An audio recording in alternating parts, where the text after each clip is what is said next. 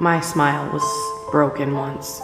You are most worthy when you're broken. I hope that my story helps other people. It's Mom. I've been thinking about you a lot lately and thinking about you working so very hard to make that video, and all you ever wanted to do was help other people. So let me let you in on a little secret. You've really helped me, sweetie.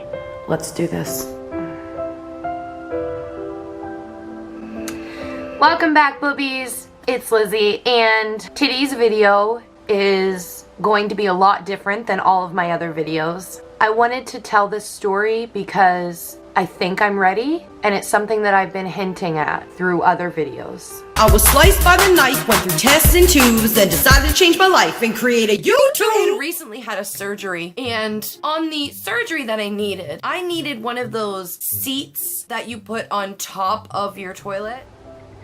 We're going to be talking about something personal that happened to me in my life. I also wanted to point out, some of my friends that watch are younger. Now, if you're their parent, why don't you watch this video first and make sure it's appropriate for them to watch. It's gonna be graphic, but I'm gonna be as gentle as I can with what I say because it's real life. It's real life. I really hope that it helps you in some way, but I have never met anyone that has had the problem that I had. I need to know that what I went through was worth something. I need to know that there was a purpose to it. And if I can just have somebody relate to my story and feel better about theirs, then that will make me happy because I have been holding this in for so long. Okay, let's just see if we can start at the beginning. Okay, bubs?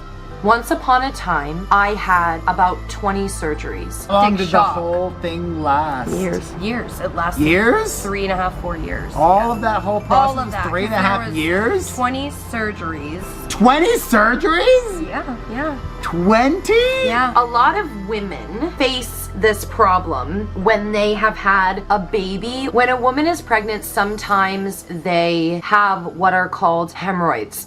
Sorry. You know how like people laugh at funerals? It's happening. And for most of my life, I have had hemorrhoids. It just happened. Okay, I don't know how. Yes, this is something that is embarrassing to talk about. And B, I know people are gonna make fun of me, but I will be the first one to make fun of myself. Take your most personal thing you've ever gone through in life and then just hit post to the world. It's nerve-wracking. So we're gonna talk about a crappy situation. If you don't wanna watch it, go watch Jake and Tana's wedding and pay $50 to watch it. So once upon a time, I had hemorrhoids. For a long time, I lived with them until I couldn't live with them anymore. And Janelle and I sat down and said, it's time to go to the doctor. I was 27 at this point. We made an appointment and I went to a doctor. He had me go into the room and I remember his nurse walked in and went, "Oh my God!" She screamed at the sight of what she had seen on my body. And that's when I knew that it was more serious than I thought it was because I was just used to it. So he scheduled a day surgery. It was outpatient and he was gonna go in and see if he could cut into them and see if they would like go away, shrivel and die. I was put to sleep. Do you guys know how Shane Dawson made a video about waking up while you're under anesthesia? Have you guys seen that?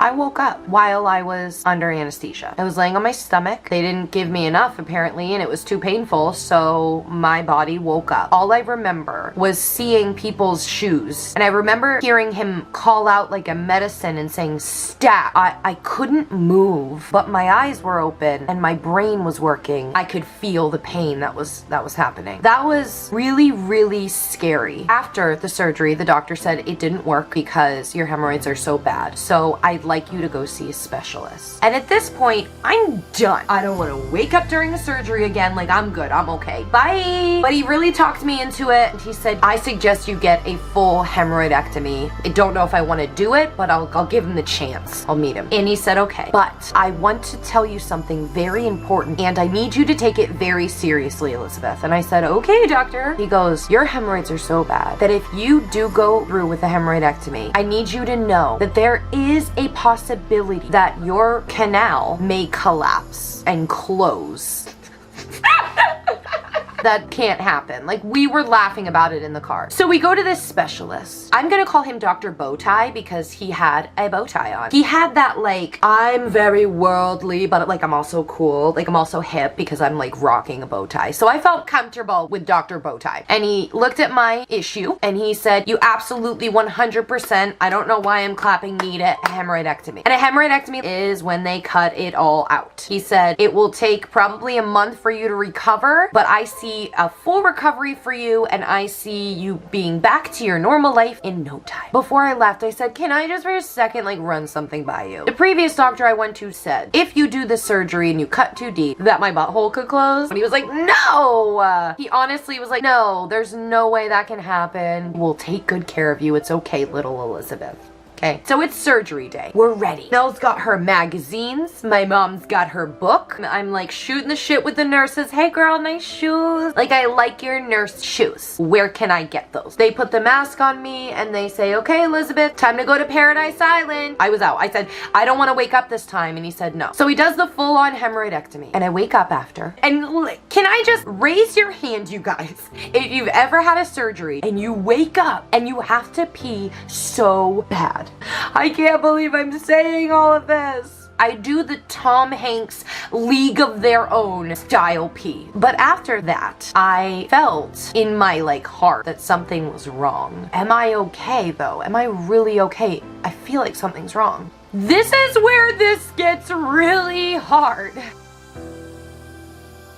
So I'm having a really hard time recovering. I'm at home, the days are going by, I'm in more pain. I'm supposed to be getting better, but I feel like I'm getting worse. I couldn't have Janelle sleep next to me because every time she moved, it hurt my body. So I started calling the surgeon and saying, I feel like something is wrong. And then Dr. Bowtie said, you have a low tolerance for pain. So that was the first time that I felt like my trust was being sucked out of me. So what I did was I called my primary care physician. We'll call her Dr. Angel. And she referred me to a colorectal surgeon. He took a look at me and the expression on his face, I will never ever be able to wipe from my memory. Almost like, I can't believe what I just saw. He said, Elizabeth, your rectum has collapsed. He said, we have to do an entire plastic surgery overhaul on you. We have to harvest skin from certain parts of your body and rebuild. Are you guys still watching this? Are you still with me right now? So guess what, Kim Kardashian and Real Housewives?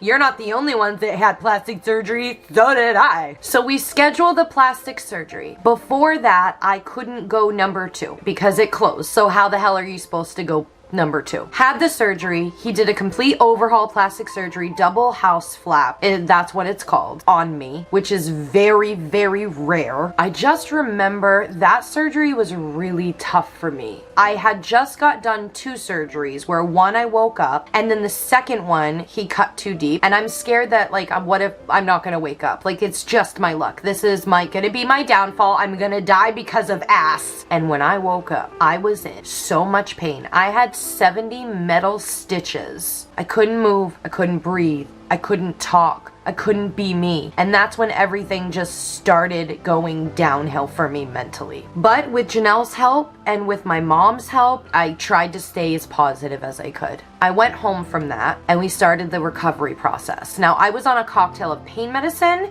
and laxatives. And sometimes when you put the two together, they don't work with each other, they work against each other, meaning it doesn't help you go to the bathroom, it blocks you up. And that's what was happening to me, which is when everything kind of doesn't go down, it goes further up and starts really hurting the inside of your body. The second surgeon, he said, you're not taking your medicine right. I said, I haven't gone to the bathroom in 30 days. I'm going to die. It got to a point when I was laying in bed and just the feeling of the wind hurt. Just the sound of Janelle walking around the bed hurt. The vibration of her voice hurt my body. So every night I would go to sleep and I would pray that the next morning I would be able to go to the bathroom. Janelle would sit next to my bed every night in her chair, awake, watching me sleep, because she was so scared that I was gonna die So we called the surgeon and she was crying and she said, please, please see Elizabeth. I'm afraid I'm going to lose her. So we went in to see him. I went straight into surgery because it was that bad. And he had to take out everything that was kind of starting to poison my system. He came into my hospital room after. And I just remember the look on his face, like, oh shit, like, I'm so sorry. And then the nurse came in and she said, wow. And I remember she was going like this to my head. She said, wow, if you would not have come in for just a few more days, I am so afraid of what would have happened to you. But unfortunately, you guys, this is real life. This is what happens when you do not advocate for yourself. When you do not say, excuse me, something is wrong and I need you to fix it. Janelle and I sometimes can be too nice and we can believe in people too much to the point where it's our downfall. We didn't advocate for ourselves enough and I blame it on myself. I believe that being a caretaker is harder than being a patient. They're helpless and they have to watch you go through hell. So this video is for them. And you guys, this went on for 4 years